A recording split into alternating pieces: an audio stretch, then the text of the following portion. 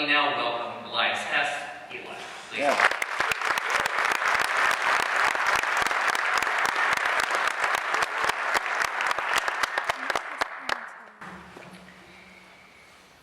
We now have cameras for eyes, and we have screens for hands, and we have keys for fingers. I joke with my friend Adam, he's a computer science guy, that these things are actually changing us.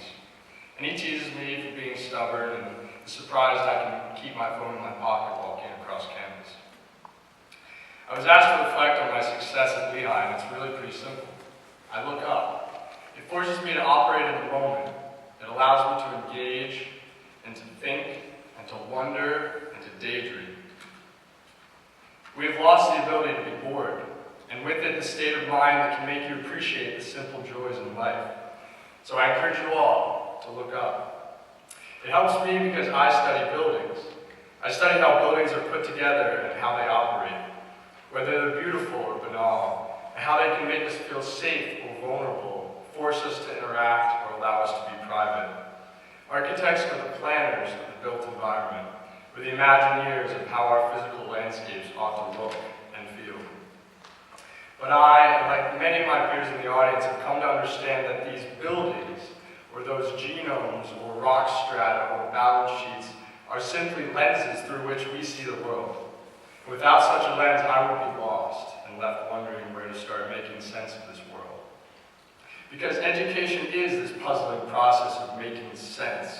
Learning is our anti-entropic power as human beings aboard spaceship Earth to attach meaning to oblivion. Education is the line of best fit across a wide scatter of data. It's the microscope magnifying a complex subatomic cellular cityscape. Lehigh's been a laboratory for me to form my architectural lens. Building technology lectures get me thinking how hydroscopic concretes and synthetic polymers will create a future of sustainable cities and smart buildings.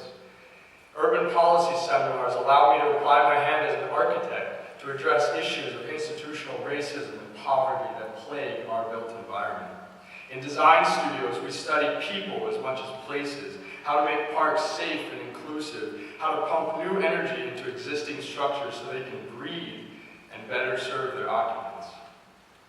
But what really polishes the lens is learning across disciplines. It's made in an accounting course with the hopes of one day owning my own business, or by taking engineering calculus to understand the minds of the civil and mechanical engineers that will help me make my buildings reality. Pushing through economics to develop a sense of the housing market, when to design and when to build. This is the knowledge that rounds out the lens and makes it ergonomic and comfortable when I put it on. It allows me to see greater distances at wider angles. As we confront challenges of ever-increasing scope, our lenses are what distinguish us as humans and not just fingers on a keyboard or chairs in a boardroom for perspectives and ideas. But the lens only works for those who can really look and see. The phones don't have the answers. They allow us to be walking encyclopedias and keep us from getting lost and convince us our bank statements are balanced. But I challenge everyone to speculate. Be curious. For once, don't just Google it. Think about it. Make a wrong turn, get lost, read a map. They're so beautiful. In June, I'll begin a cross-country road trip thanks to a Stroll research grant at the College of Arts and Sciences. My mission is to take inventory and stock of what we have and who we are, what needs work and what works. I need to see the places that until now have only existed in my textbooks, because education makes it strikingly clear how much there is to learn and see outside the classroom.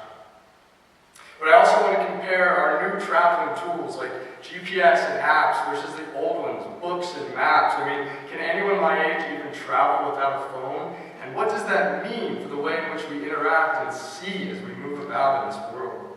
Our autonomous traveling days may be running short before fleets of robots take over, but I have to see the country while roads still afford me freedom. Our country, its tools, its people, it's different than when our record-playing, photograph-developing parents entered it. And we need to get a grip on it before it careens past problems we still need to fix and people that do not have the means to climb aboard. As we step out into the world, we shoulder responsibility. By both good fortune and hard work, we have inherited the privilege to exist among the 7% of college-educated human beings. So this world has the right to expect great things from us. It is relying on us to lead and to be exemplary and to right wrongs. So continue to polish your lens. And remember, look up.